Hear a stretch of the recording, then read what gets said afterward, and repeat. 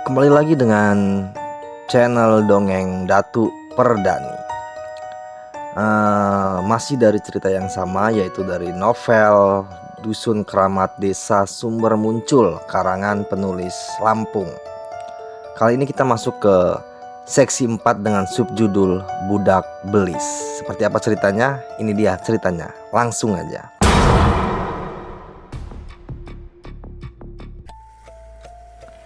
Sahrudin kembali ke rumahnya setelah berhari-hari di dalam hutan. Istri dan anak-anaknya langsung memeluk. Tapi mata Sahrudin menatap ke lorong gelap malam tempat tinggalnya. Pocong melayang tegak menatap ke arah mereka. Laki-laki tak bertanggung jawab itu agak bergidik ngeri. Tubuhnya bergetar, tanda pocong itu meminta tumbal. Sedangkan dia mendapat kabar kematian pembantunya. Tidak ada lagi perawan di rumah itu. Mau tak mau, dia mesti mendatangi Sarpong. Belum sempat direguk kopi atau menikmati ranjang mahal, izinnya mengurus bisnis mendadak. Kendati istrinya bersungut, tapi dia tetap melangkah. Yang dikatakannya kepada anak istri hanyalah kejutan yang datang pada esok hari. Di atas laju mobil, Sahrudin bicara kepada orang kepercayaannya bahwa membutuhkan seorang yang mesti ditumbalkan. Tak peduli lelaki atau perempuan, yang pasti orang itu berjiwa suci.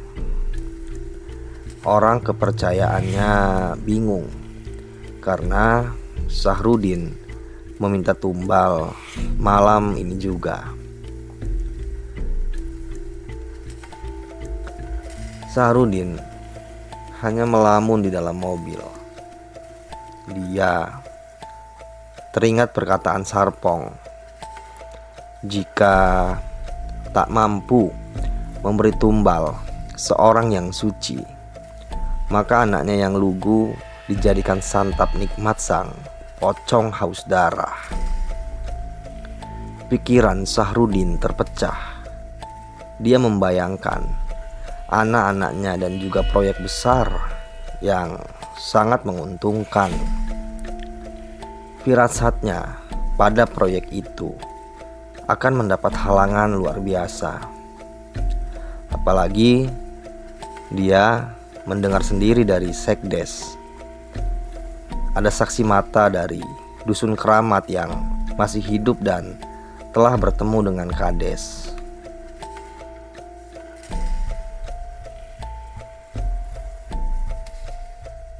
Sahrudin khawatir warga desa akan mengubrak-abrik proyek yang masih dalam pengolahan. Jumlah anak buah dan persenjataannya dirasa kurang mumpuni melawan seluruh warga desa. Supir Sahrudin menginjak kencang rem mobil. Karena tak memakai sabuk pengaman, kepala Sahrudin terantuk jok mobil. Firasat apa ini? Laki-laki bejat mulai merasakan hal aneh yang menggerayangi pikiran dan perasaannya. Hati-hati bawa mobilnya. Cepat tancap gas ke tujuan. Saya ingin segera sampai, ujar Sahrudin. Namun sang supir kembali menginjak rem mendadak. Di depannya ada kucing hitam melintas. Apalagi yang kau lihat, bodoh? Bentaknya. Ada kucing hitam nyaris terlindas, Tuan, jawab supir. Sudah, hantam aja. Lindas hingga gepeng bila perlu. Saya ingin cepat sampai, tegas Sahrudin. Sarpong telah menunggu Sahrudin karena gentong gaib peletakan suatu perjanjian antara tuan dan sang abdi bergetar. Mulut Sarpong terus merapalkan mantra tanpa suara. Di luar tempat tinggalnya, kucing bertengkar dan lolong anjing nyaring terdengar. Sosok yang tak dapat dilihat Sarpong turun menembus langit-langit tempat tinggal yang penuh pajangan kesesatan. Sarpong sujud sembah di dalam persemediannya, kemudian mendekatkan telinga pada sesuatu yang tidak terlihat. Dia seperti budak dukun itu. Diam saja ketika tubuhnya terlempar bermeter-meter. Mungkin sosok tak kasat mata menerjang perut atau dadanya hingga darah mengucur dari mulut dan hidung Sarpong. Apakah mungkin belis dapat menyakiti manusia?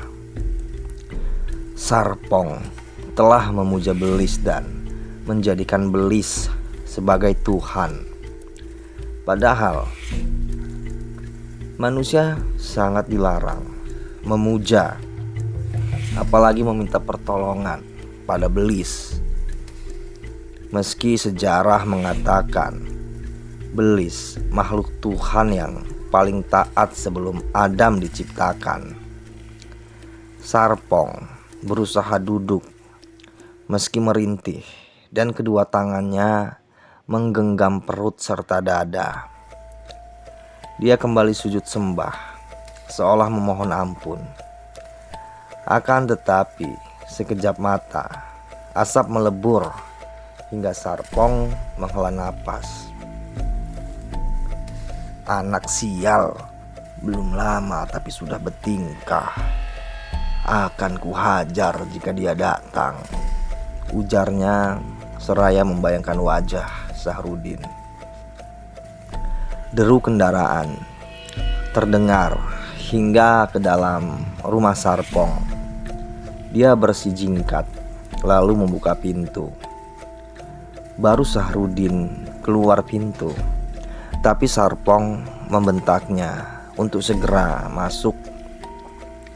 Rumah Sarpong berada jauh dari pemukiman. Letaknya di kaki pegunungan. Kanan, kiri, depan, dan belakang adalah hutan bersemak dan berpohon rindang.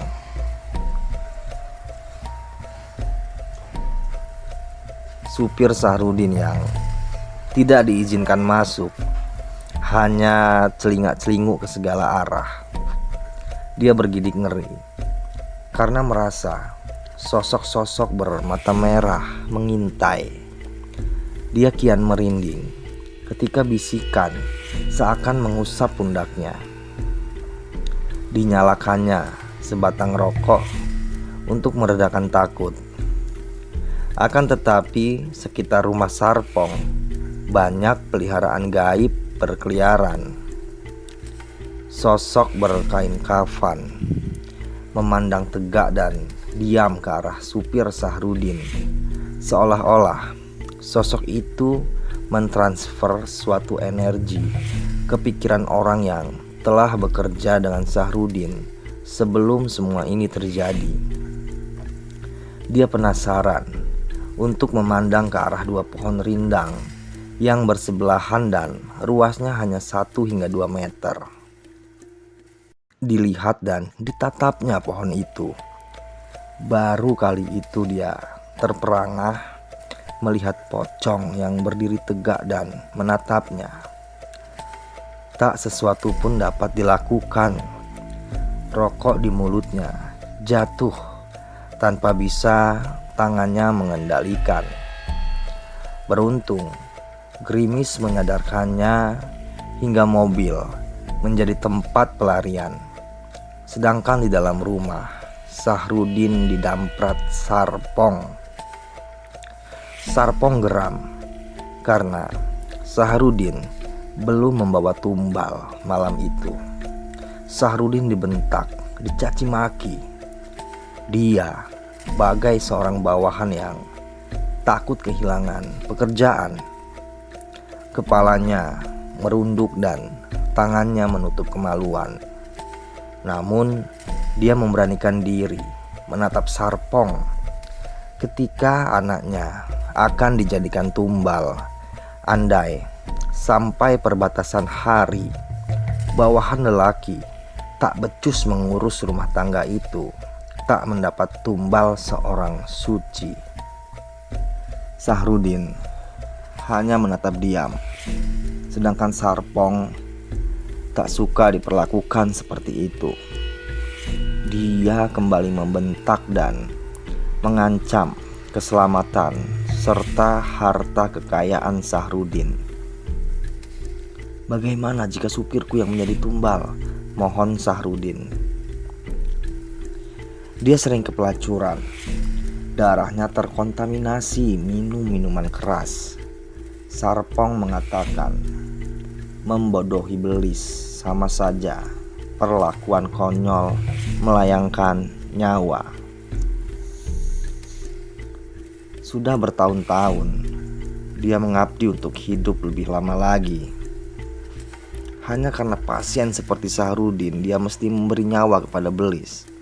Maka menurut Sarpong, sama saja mati hanya karena mencium lalat.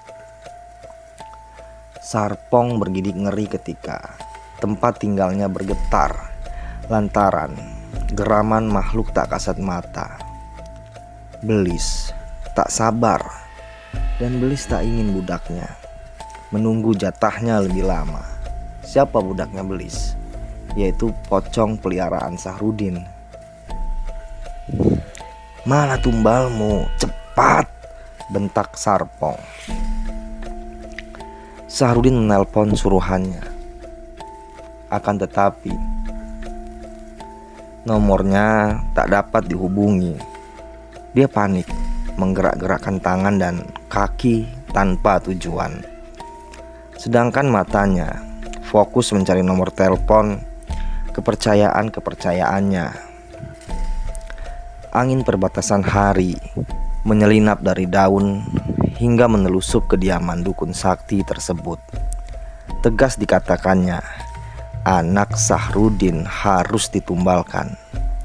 "Baiklah, istri pun bila perlu," kata Sahrudin yang menegaskan pendirian untuk terus memenangkan proyek mahal dan megah. "Tidurlah di kamar pemujaan," ujarnya.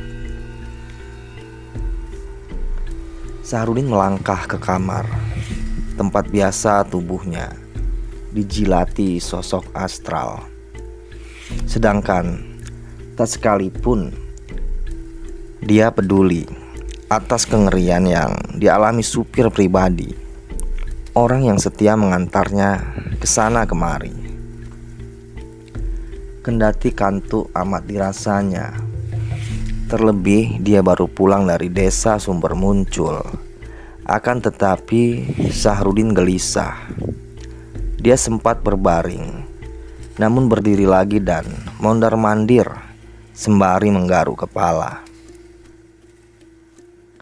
Sungguh itu bukan perilaku seorang pengusaha sukses.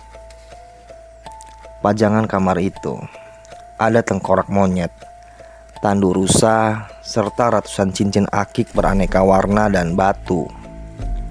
Sesekali pajangan itu bergetar, membuyarkan bayangan Sahrudin tentang buah cinta dan proyek yang belum selesai di Dusun Keramat. Hawa panas merangsek hingga ke dalam tulangnya. Degup jantungnya sangat lemah sehingga agak menyumbat aliran darah. Disandarkannya tubuh lemas itu pada sudut ruang. Matanya terbelalak ke langit-langit. Di atas sana, kuntilanak merayap, sedangkan kepalanya patah mengarah kepada Sahrudin. Pria jahat dan kejam itu tak sanggup berkata. Kuntil anak itu begitu menyeramkan. Lidahnya menjulur dan bola matanya yang hendak keluar putih semua, bergerak-gerak seakan geliat ulat. Sahrudin ingin menunjuk hingga berlari, tapi dia seperti bermimpi, dihajar maling tanpa sanggup berbuat apapun. Teriak pun dia tak sanggup. Yang disanggupnya hanya mengangah dan liurnya membasahi ubin. Siapa yang menolongnya? Peliharaannya tentu tidak mungkin, karena akan bergerilya, berupaya membawa anak Sahrudin pada kematian. Supir diajaknya pun tidak untuk masuk kediaman Sarpong, sedangkan Sarpong sibuk pada ritualnya.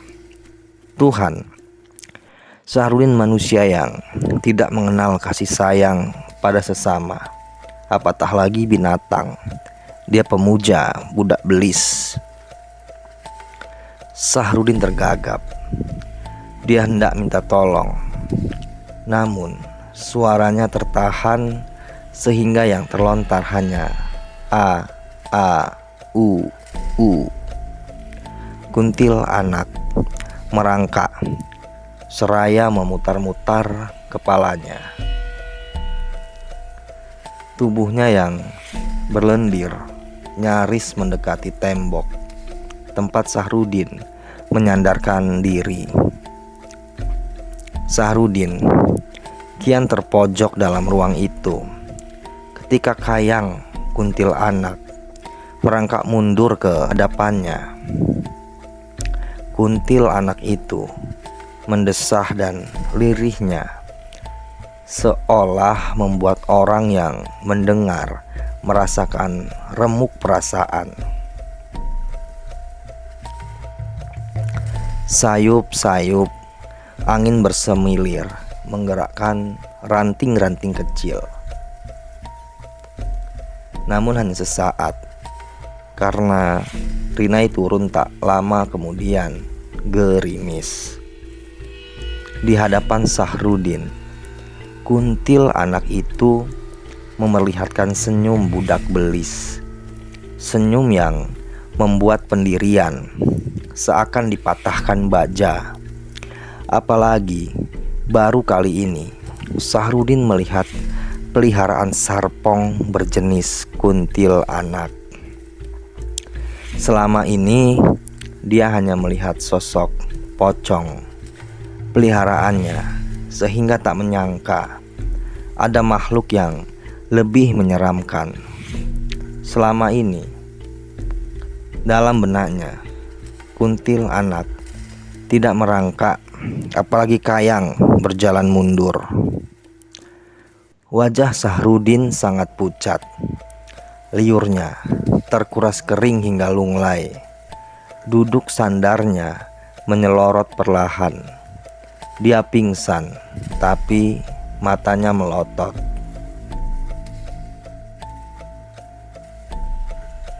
Oke, itu tadi cerita dari lanjutan novel Dusun Keramat Desa Sumber Muncul.